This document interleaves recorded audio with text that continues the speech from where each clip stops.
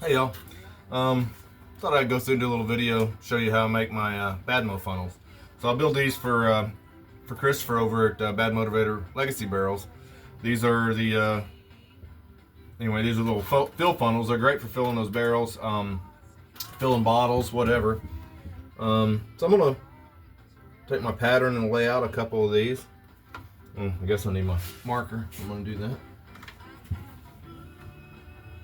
Anyway, thought I'd show you guys how I build these. So I'm gonna do a step-by-step video here. Get a couple more of these laid out. I've got some in the works already.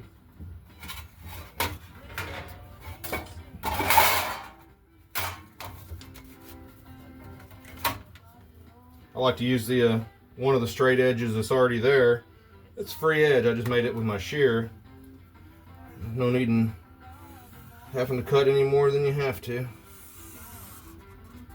Now I take my patterns once I get them laid out, where I've got a pattern that works. Then I take and I lay it out on. This is just galvanized sheet that's used for ductwork and whatnot. It's pretty stiff. Works real good for. It's easy to cut, easy to work with, and it works real good for making patterns. So what I would normally do is I take these over to the shear, make a cut here, make a cut here, and then trim this out on. I've got a throatless shear over here that it's one of the best pieces of equipment I got in here for. I mean, the most used piece of equipment.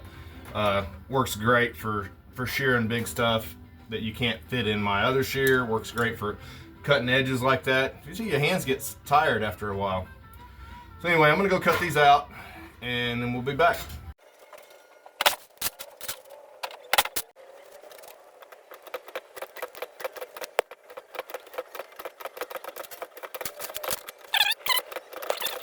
Okay, so now I've trimmed these off on the throatless shear, the other shear for that one edge.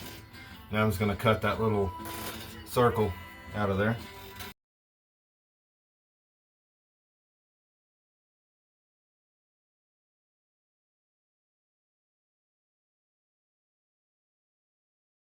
I lay out all my patterns ahead of time, and once, like I say, once I get them all worked out, then I make a hard pattern so I can do them real easy. All I gotta do is trace the pattern out and go. So what I'm gonna do is I'm gonna anneal these pieces so I can bend them. They're a little stiff and it makes it hard to bend without getting, obviously I'm not gonna get this on a roller. It's too small. I do these by hand. And this makes it a little easier on me. So, oops.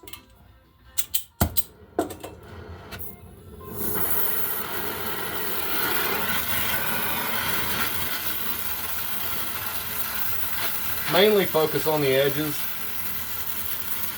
The rest of it absorbs enough heat as it goes through that it softens it. The edges are where it's tricky, where it's got to be real nice and neat. If it's uneven, you'll see it in the braze. Alright, we're going to roll that right around there. Make that cone tip a little easier to roll.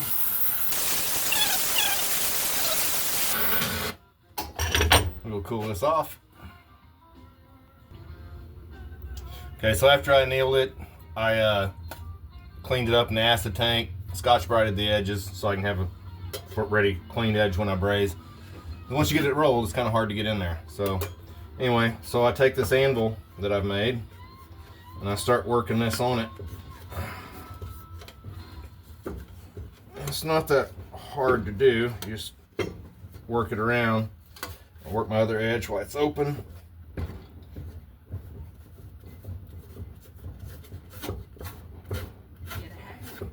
Make sure your edges are deburred so you don't slice your hand open.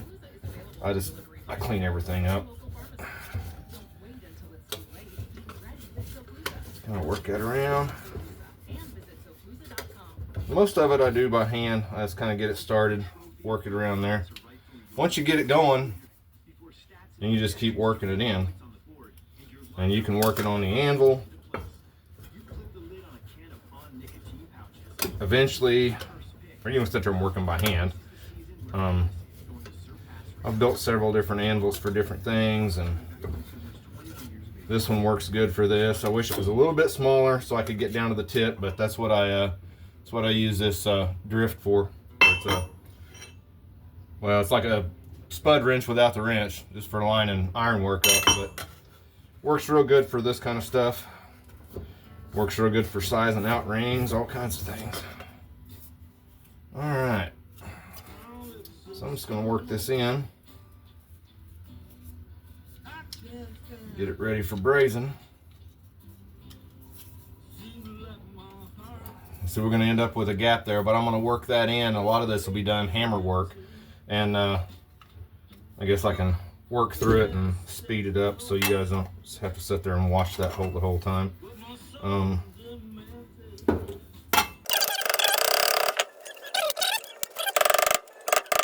That keeps your edges nice and straight, so when you got to do the braze joint, you don't want any waves in there. You want a nice, clean, crisp edge. Anyway, I'm gonna get this finished up and get it ready for brazing, and then we'll come back at it. Okay, so I've got it all together. There's the seam. Almost can't see it. That's the goal. So I got a little piece of copper tab I put on here, and I use that so when I clamp this, that I don't mar up my copper with my pliers.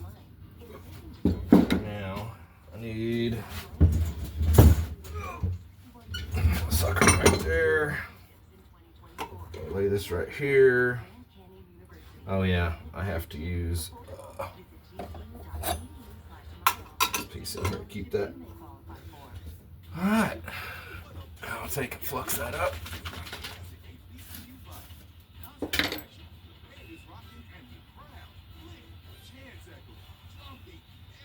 Yeah, I wish I could get the camera angle better, y'all, and get down in here, but it would require me to do a bunch of moving.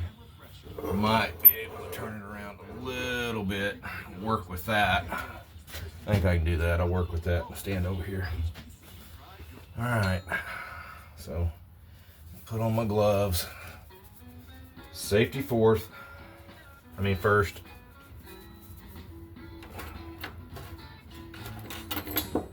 Okay, I got me a stick of my 45% Harris Safety Seal 45. It's not cheap, but damn sure good. We just need enough heat to flow this. What we'll do.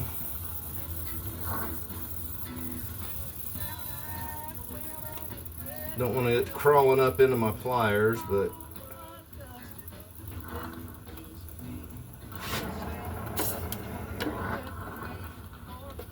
this is already creeping up the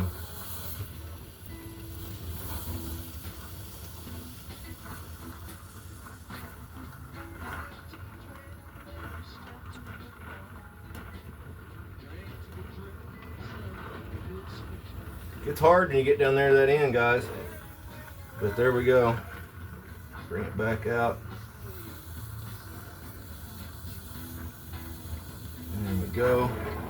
Now I'll just take those pliers off, touch that one little spot, and finish it off.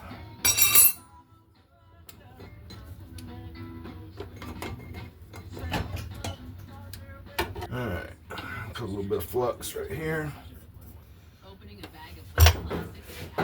Finish this thing off.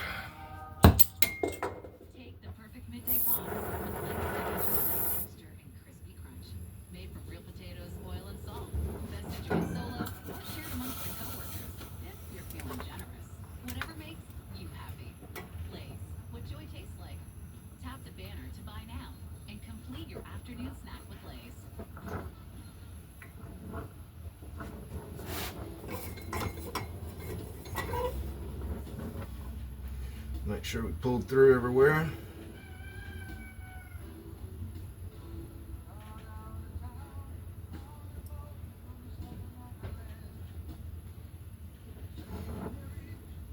Okay, looks like we got it through everywhere. All right, y'all, so when we get done with that, it should have a little line of alloy. running right up that seam. Super clean joint. Yes, that's still warm. So next thing is to get this thing cooled and then clean up this tip in and get ready for braise the tip in, and then we'll braise the handle on. Okay guys, so we got it all brazed up. Now these, just a piece of 1/2 inch OD 28 wall. This is air conditioning tubing, so it's 1/2 inch OD, so the ID is like 444, like 7/16 basically, a little bit bigger. Anyway, I've got to open this up, and it's still rough on the edge from being hand cut with the shears. So what I'm going to do, take this little dude right here and just slide it up in there and press and twist, and then we're going to take and start working some of this off. Okay, sanded the edge of that just a little bit, knock the sand, or knock the burrs off from cutting it open and kind of square, cutting the circle out, and then kind of got it squared off. Okay, now got that a little bigger than I wanted, so when that happens, we come back in and work that copper back around just a little bit.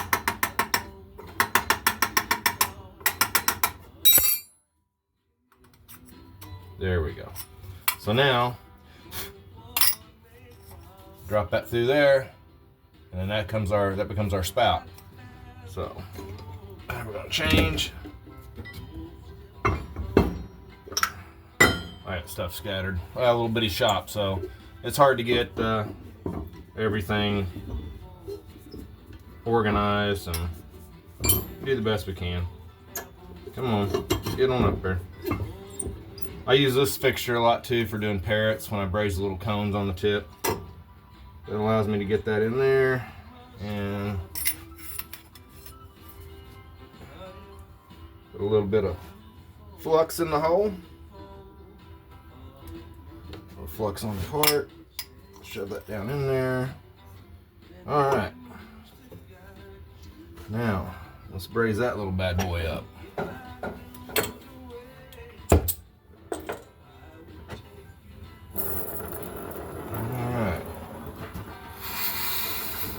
I'm going to put my heat to the outside and my flux to the inside. That's going to allow me to pull a real thin bead of silver all the way around and make it look nice and neat on the outside. It doesn't look bad on the inside either, but work it on around. Spin that around a little bit. Now we're right here at this seam, and that's where you kind of got to be careful.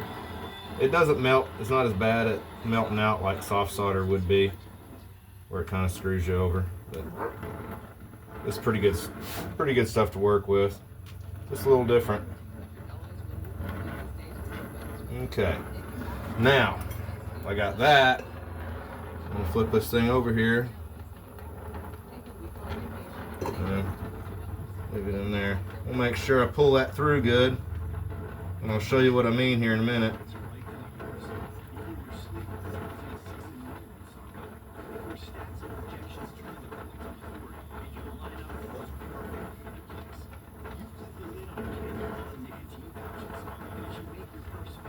Okay.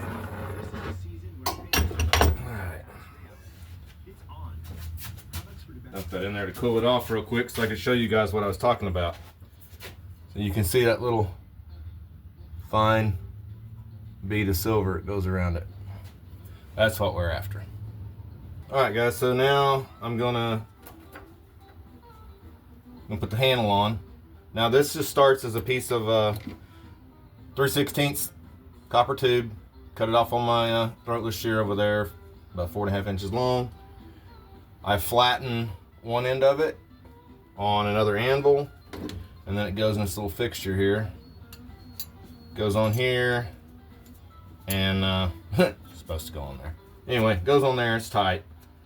Fits down in that groove, and then I bend it around. It's just a little fixture I made for making these. So I've already got this set up to fit on there pretty much. A little bit more love. All right. And what I want to do is get this on here and keep it even with the edge of the funnel, so when you set it down on its mouth that it's not setting wonky. So anyway, we'll all right, I'm gonna adjust that in a little bit so that doesn't roll around as bad. Helps hold it. All right, so first thing we gotta do, maybe it'll stay there. Come on now. All right, fine. We'll do it like this. There we go. I don't care how you do it, y'all. Get or did. So I'm gonna put some alloy on that so it goes on there a little easier.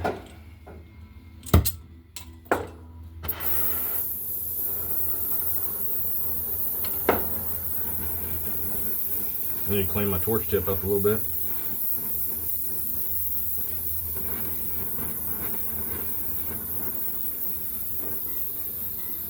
I don't know if I mentioned it, but this is oxyacetylene setup, so you got to have high heat to melt this alloy that I'm using.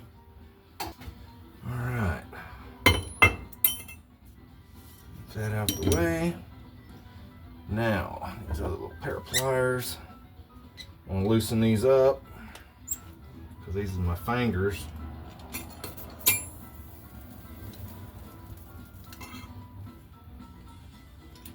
Grab your finger, your glove, dummy. All right, open that up just a little bit. I won't squeeze it too hard as I don't want to dent the copper, but I want it to hold and not roll off. Okay. Adjust that around a little bit more. There we go. All right. So there's no exact spot. I mean, there is. I put it over here to the right side of my seam.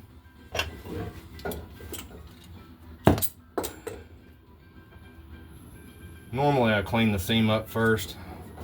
I'm gonna go ahead and get this on here.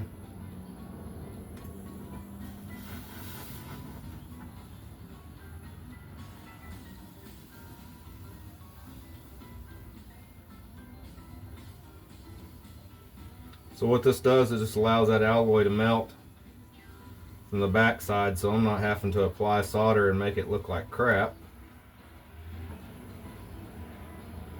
Now I can take this one off, make sure I get it lined up good.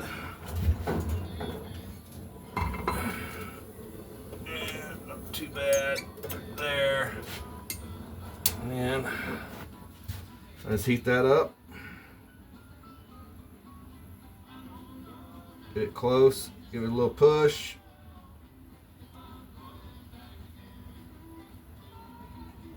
There we go. Come on, sugar. Flow. There we go. All my alloys seem to crawl up the top. There we go. There we go. Perfect. And aside from cleanup, which I'll come back and show you all that too. Aside from cleanup, that is the funnel.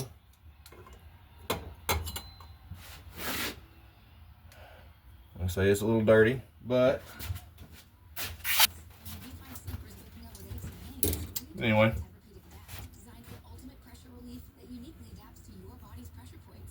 There's the seam. Be real easy to clean up. Everything's nice, clean joint. I did get a little bit of alloy right here, but that'll come right off.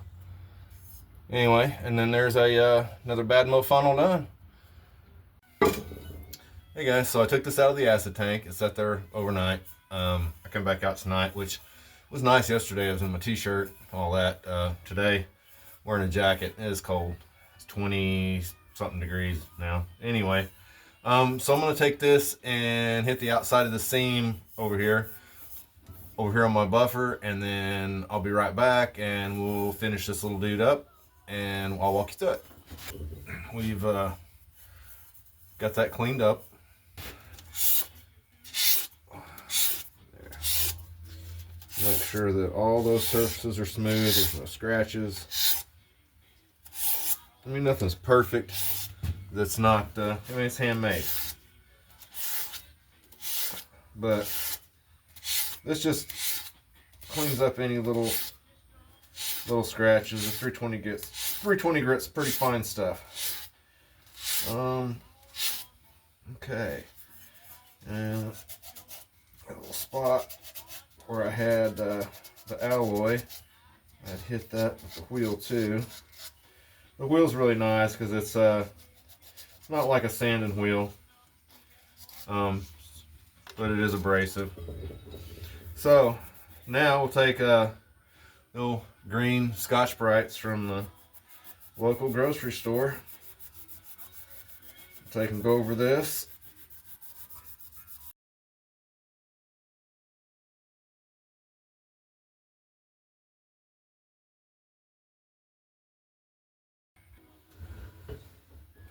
Alright guys, so little deburr wheel on the edge of the seam, and then a Scotch-Brite pad, and then a little bit of Mother's, and a fingerprint on that one. Anyway, and then a little Scotch-Brite on the inside, and another Badmo funnel is done and ready to go. Got a bunch more to do. I guess I better get after it. Shine on. Thanks for watching, y'all.